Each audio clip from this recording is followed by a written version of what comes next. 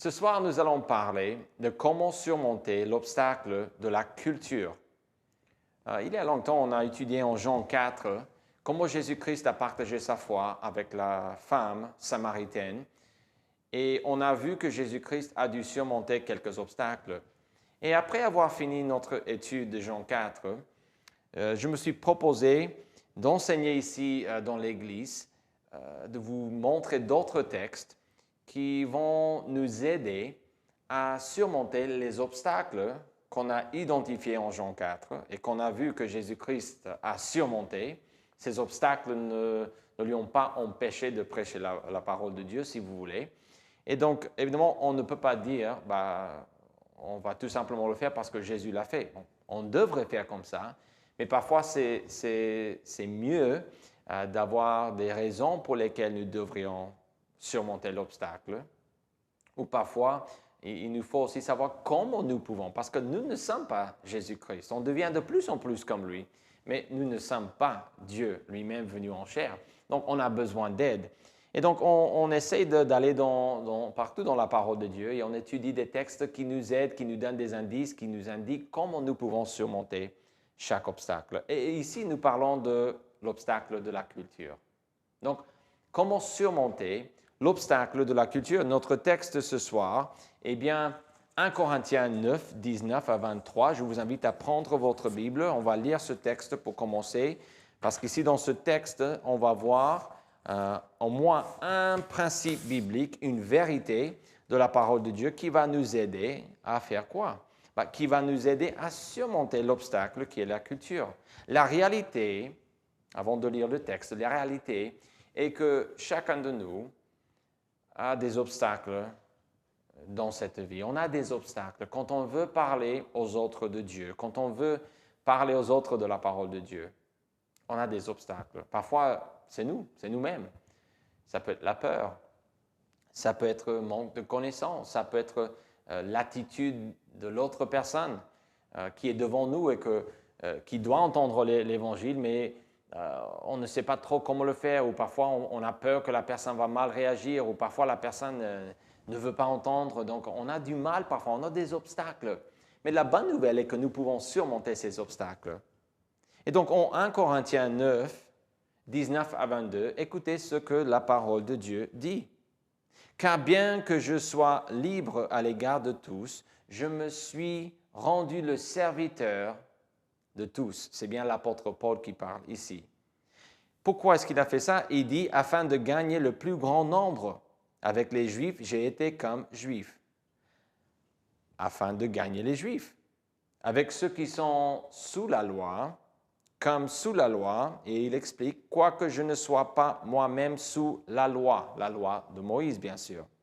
Afin de gagner ceux qui sont, il dit, sous la loi, avec ceux qui sont sans loi, comme sans loi.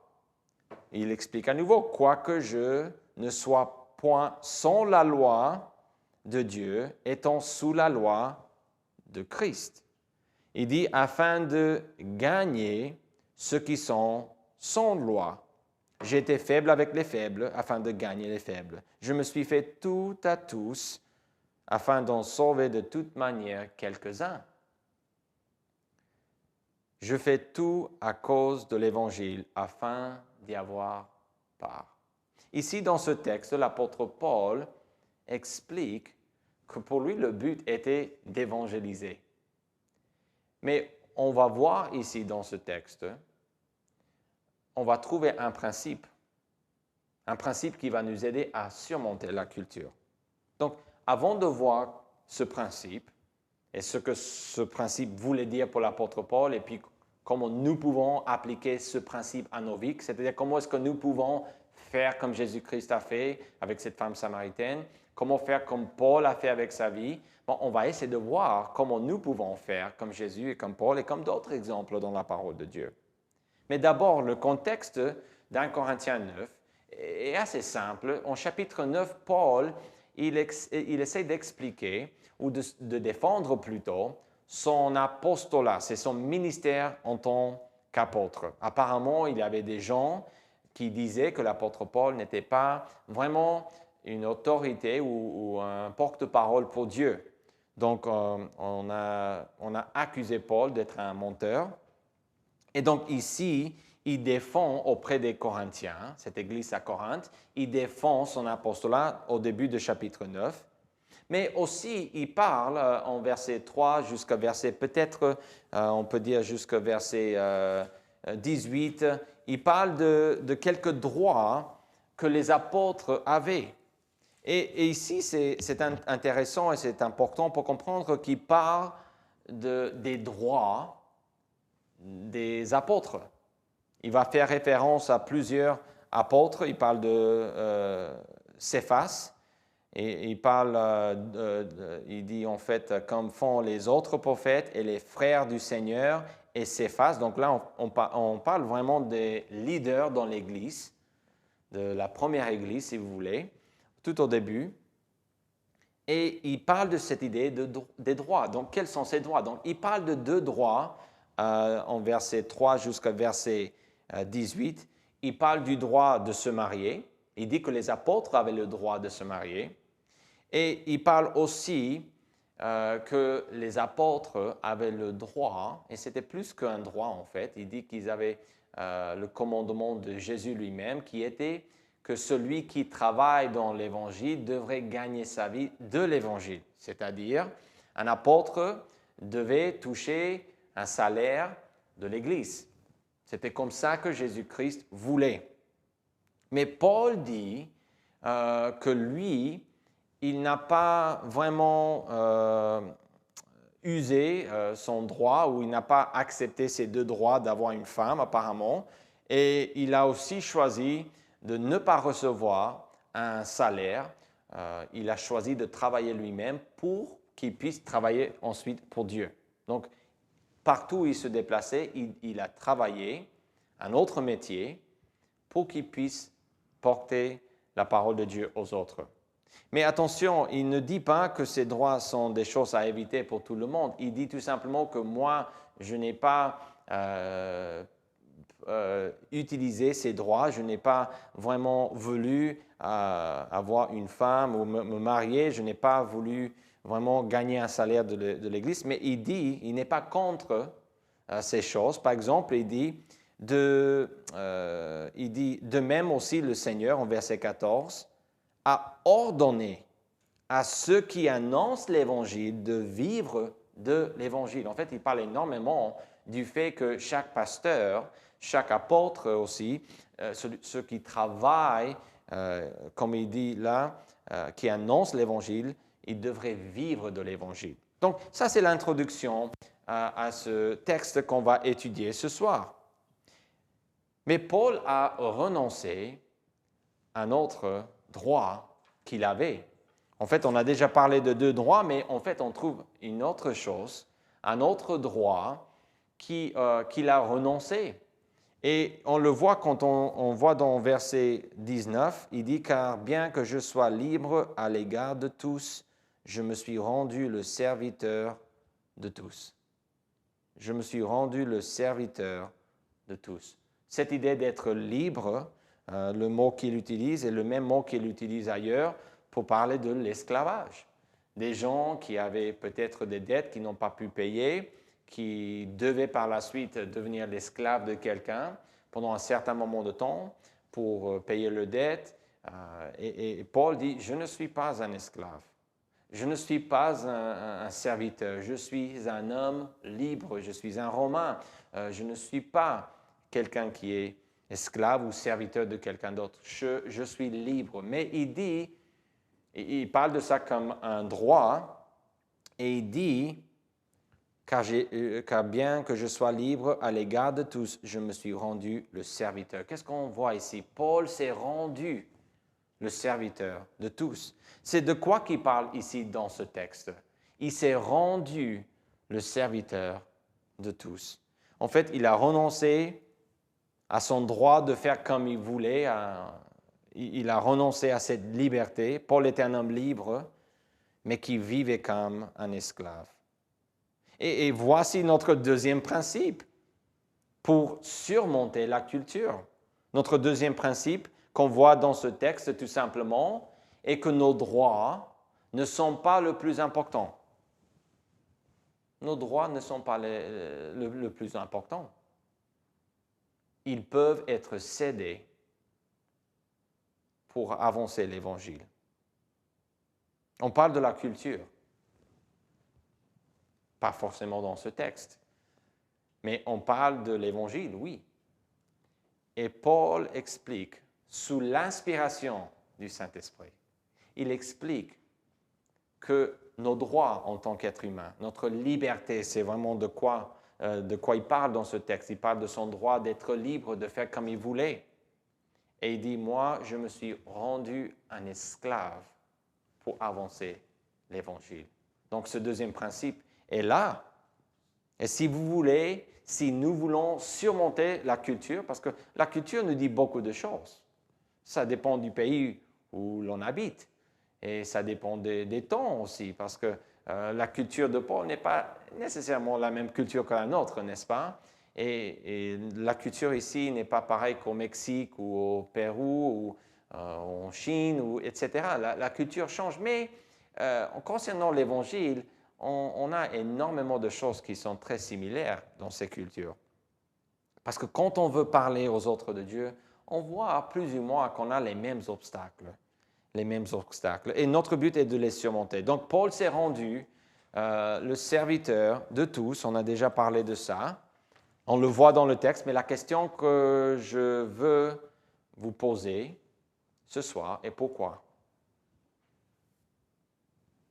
Pourquoi est-ce que Paul dit en verset 19, « Je me suis rendu le serviteur de tous ». Pourquoi faire une telle chose? Pourquoi? Quel est le but? Pourquoi? À quoi ça sert de se rendre un serviteur au lieu de rester libre? Je n'ai pas le droit de rester libre, de faire comme je veux, de vivre ma vie? La réponse est bien sûr que oui.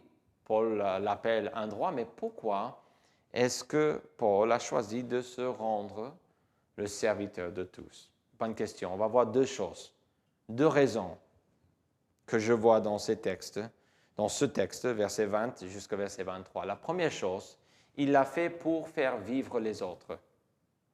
Paul s'est rendu esclave ou le serviteur de tous. Il va parler des Juifs sous la loi, il va parler des Grecs, et je pense qu'il va même parler des croyants. Je pense qu'il les appelle avec les faibles. Il parle de cette idée d'être faible, pas physiquement, mais il parle dans ce sens que ce sont des croyants qui ont une conscience, peut-être on peut dire hyperactive, très sensible aux choses. Ils ont beaucoup de zèle peut-être, mais ils manquent de connaissances, donc ils sont un petit peu perdus. Ils ne savent pas exactement comment vivre leur vie en Jésus-Christ. Paul a donné sa vie pour ces gens aussi. Donc il donne sa vie pour ces gens. Pourquoi? Pour faire vivre les autres. Ça, c'est la première chose que l'on voit. Il voulait faire vivre les autres. Comment est-ce qu'on voit? 5 fois, il dit en fait. Comment est-ce qu'on voit ça? 5 fois, il dit afin de. En fait, il dit 6 fois, il dit afin de. Mais il dit afin de gagner. Il le dit 5 fois dans notre texte. Donc, il dit, je me rends le serviteur, tous. Et il dit pourquoi? Afin de gagner le plus grand nombre, en verset 19. À nouveau, il dit, afin de gagner les Juifs, en verset 20. Et qu'est-ce qu'il dit en verset 20 encore? Afin de gagner ceux qui sont sous la loi, c'est les Juifs. Verset 20, il dit, afin de gagner ceux qui sont sans loi, ça c'est les Grecs. Et finalement, en verset 21, il dit, afin de gagner les faibles. Ici, Paul parle de son ministère. Et il dit, je me suis rendu l'esclave, le serviteur de tous. Pourquoi? Pourquoi faire une telle chose, Paul? Numéro 1, parce que je veux faire vivre les autres. Je veux voir les autres vivre pour Dieu. Donc, on a aussi une fois qui dit, afin d'en sauver. Mais 6 fois, on a cette chose qui dit, afin de. Et il cherchait à sauver des gens. Il cherchait à que d'autres, des Juifs, des Grecs, des faibles, il cherchait à que ces gens-là, que tout le monde soit sauvé. Et je pense, si les faibles ici parlent des croyants, peut-être de jeunes croyants, si c'est le cas, donc on parle ici que Paul voulait que tout le monde vive pour Dieu. Si vous n'êtes pas sauvés et que Paul est là devant vous, son but pour vous est que vous soyez sauvés. Si vous êtes sauvés et que Paul est là devant vous, il voulait que vous deveniez vraiment forts dans les choses de Dieu. Il voulait que vous viviez. Donc, la première chose qu'on voit ici, il voulait tout simplement que les gens vivent pour Dieu. Il voulait faire vivre les autres. Comment faire vivre? Bon, c'est une bonne question. Paul n'a pas toléré le péché. Certains pensent que quand Paul dit « je fais tout à cause de l'Évangile », bon, ça c'est plus ou moins simple, mais il dit en verset 22, excusez-moi, « je me suis fait tout à tous, afin d'en sauver de toute manière quelques-uns ». Certaines personnes pensent que Paul a même péché pour que d'autres personnes soient sauvées. Ou que Paul a changé son message. Que Paul peut-être a adapté son message pour que les Juifs acceptent Jésus comme le Messie. Ou qu'il a changé devant les Grecs qui ne croyaient pas en la loi de Moïse et tout ça. Ben, Paul n'a pas fait cela. Et vous dites, ben, comment est-ce que tu sais qu'il n'a pas fait ça? Ben, c'est simple. Il suffit de lire le livre d'Actes et de voir fois après fois comment il a été rejeté par les Grecs, mais aussi comment il a été, lui en tant que Juif, comment il a été rejeté, lapidé, et éventuellement tué, mais lapidé par les Juifs. Donc, si Paul avait vraiment adapté ou changé l'évangile que Jésus-Christ lui a confié, il n'aurait pas été lapidé. Il n'aurait pas autant souffert. Mais il n'a pas changé. Il dit ici que le but vraiment qu'il avait, c'était l'évangile, de gagner, de sauver des gens. Donc, il n'a pas cherché, il ne parle vraiment pas de comment il a parlé avec les gens, mais il parle du fait qu'il était là pour tout le monde. Son ministère était pour tout le monde. Donc, il n'a pas toléré le péché. Il n'a pas dit « Ah, vous êtes pécheur, mais ce n'est pas grave. Vous pouvez continuer. Ah, les Grecs, vous avez l'habitude de faire ça. Ah, ce n'est pas grave. Prenez Jésus, ajoutez-le à votre superstition et à votre péché, et tout ira bien. » Il n'a pas dit cela. Il n'a pas toléré le péché. Qu'est-ce qu'il a fait? Il a aimé. Il a aimé le pécheur. Quand il dit « je me suis fait tout à tous », c'est-à-dire du moment que ce n'est pas un péché, je vais faire comme je peux pour prêcher aux Juifs, comme je peux pour prêcher aux Grecs, comme je peux pour prêcher à l'Église de Dieu. Je vais faire de mon mieux, je vais rester ouvert, fixé sur la parole de Dieu, jamais changer mon message, mais je vais essayer de faire de mon mieux, de mon côté, pour que les gens soient sauvés. Mais on a une deuxième chose, en répondant à cette question, pourquoi se rendre le serviteur de tous? Paul, pourquoi? Pour faire vivre les autres, mais aussi pour vivre lui-même. En fait, dans le verset, on parle de cette idée qu'il utilise dans ces versets afin de plusieurs fois, 5 fois afin de gagner, 1 fois afin d'en sauver. Mais on voit une autre chose. On dit qu'il dit afin d'y avoir part, d'avoir part à l'Évangile. On dit que le salut est une nouvelle naissance. Et c'est vrai. Le salut, l'Évangile, le fait de recevoir l'Évangile, de se soumettre à l'Évangile, d'obéir à l'Évangile, est une nouvelle naissance. Je suis tout à fait d'accord. Mais c'est beaucoup plus que ça. C'est une nouvelle vie. Nouvelle naissance, qui n'est pas tout simplement une naissance, c'est une nouvelle vie. On a quelque chose à faire pour le Seigneur Jésus-Christ. C'est une nouvelle vie. Sous-entendu ici, il parle, pas sous-entendu, mais il dit afin d'y avoir part, il parle d'avoir part à l'Évangile. Le salut est plus que de vivre spirituellement soi-même. C'est plus que d'être sauvé. C'est de servir. Donc, il est là pour vivre lui-même. Jésus, en tant que Juif, a cédé son droit. Son droit qui était de ne pas parler à la femme samaritaine. Et la femme a même dit, mais pourquoi est-ce que tu me parles? Pourquoi me parles-tu? Tu es juif, je suis samaritaine, normalement, ça ne se fait pas. Jésus a renoncé, il a cédé son droit. Pourquoi? Parce que lui aussi, il voulait que cette femme soit sauvée. Paul dit, je veux que les Juifs, que les Grecs, et que chaque autre personne qu'on peut identifier puisse vivre pour Dieu. Et donc, lui, sa façon de voir les choses était, ces gens devant moi ont besoin de vivre pour Dieu. Et il voyait aussi, deuxièmement, que lui, il avait besoin de vivre lui-même. Donc, sa mentalité n'était pas « je suis sauvé et peut-être mes amis ou ma petite famille est sauvée et on va essayer de tenir bon jusqu'au retour du Seigneur ». Il n'a pas dit cela, il n'a pas vécu sa vie comme ça. Pourquoi? Parce qu'il voulait vivre lui-même pour le Seigneur Jésus-Christ. Il voulait rester fidèle au Seigneur. Au lieu de vivre comme s'il était indépendant de tous, comme si lui, il avait à faire ce que lui, il avait le droit de faire, comme si les autres ne comptaient pas, Paul n'a pas vécu comme ça. Il vivait comme si sa vie dépendait des autres. Il est allé contre la culture en se rendant le serviteur de tous.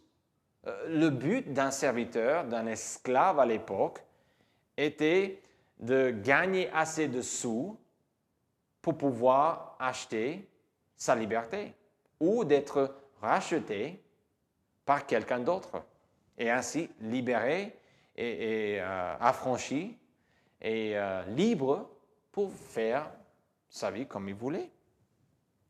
Paul n'a pas cherché à faire ça. Ça, c'était la culture. Si vous êtes libre, restez libre. Mais Paul a surmonté la culture. Il est allé au-delà de la culture pour l'Évangile. Il est allé contre sa culture. En se rendant le serviteur de tous, dans chaque circonstance, Paul se présentait avec une attitude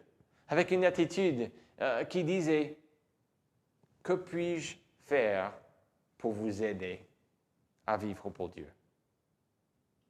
Paul se présentait comme ça. Parfois, quand on va au magasin, ceux qui travaillent dans les magasins de grande surface, parfois ils ont peut-être un T-shirt ou quelque chose avec le nom du magasin. Et puis parfois, ils vont mettre une petite phrase qui parfois ne veut rien dire parce qu'ils n'ont pas envie de nous aider, mais parfois c'est marqué « Que puis-je faire pour vous ?» ou « Comment puis-je vous aider ?» ou quelque chose comme ça. Et donc, ça, c'était l'attitude de Paul. Paul avait comme s'il avait un T-shirt qui disait « Que puis-je faire pour vous aider à vivre pour Dieu? Vous êtes un jeune croyant, vous êtes faible. Comment puis-je vous aider à être fort? Vous n'avez pas une relation personnelle avec Dieu. Comment puis-je vous aider à l'avoir? » Donc, Paul avait cette attitude. Et ça, c'est vraiment la conclusion vraiment de ce message. Question, avez-vous la nouvelle vie en Jésus-Christ? Êtes-vous né de nouveau? Êtes-vous sauvé? C'est la même chose. Êtes-vous sauvé, un enfant de Dieu? Si oui, avez-vous commencé à marcher avec le Seigneur Jésus-Christ? Si vous êtes né, c'est bien, mais il ne faut pas rester là. Paul était sauvé, mais il vivait aussi, il avait une nouvelle vie. Si l'idée de souffrir pour Christ nous révulse, notre estime de la valeur de l'Évangile est insuffisante. Paul, pour lui, l'Évangile était quelque chose de précieux. d'une valeur inestimable. C'est pourquoi, pour lui, souffrir pour l'Évangile n'était pas vraiment un problème. Céder ses droits, sa propre liberté, n'était pas vraiment trop à payer. Si nous ne sommes pas prêts à mettre nos droits d'un côté pour l'Évangile, nous ne sommes pas vraiment dignes du Seigneur. Nous ne sommes pas dignes du Seigneur.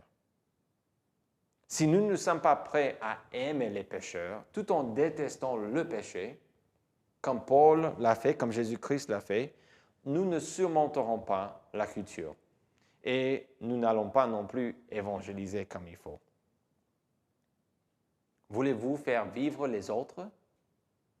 Voulez-vous vivre pour Jésus-Christ, pour le Seigneur? Et quand je dis vivre pour le Seigneur Jésus-Christ, ce n'est pas une idée ou une pensée ou un désir. Cela n'est pas vivre pour Jésus-Christ. Voulez-vous accomplir quelque chose avec votre vie pour avancer l'Évangile? J'espère que oui. J'espère que oui. Il faut se renoncer et porter sa croix pour le bien de l'Évangile. Inspirons-nous de l'exemple de Jésus, qui s'est rendu le serviteur du collecteur d'impôts corrompu, appelé Zachée. En Luc 19, 1 à 10, on parle de cette histoire d'un homme qui voulait voir Jésus, mais qui ne pouvait pas. Et puis, Jésus-Christ va venir lui dire, descends de là, descends de cet arbre. Viens, il faut que je vienne chez toi pour manger. Qu'est-ce que Jésus-Christ a fait? Il a pris de son temps et il s'est rendu le serviteur de cet homme pécheur. Et la foule qui suivait Jésus, oh là là, a commencé à se plaindre et à critiquer Jésus parce que Jésus-Christ avait dit cela à un homme pécheur qui volait énormément d'argent de tous les Juifs en collectant plus d'impôts que nécessaire. Et Jésus-Christ lui a dit, viens, dépêche-toi, il faut que je mange avec toi.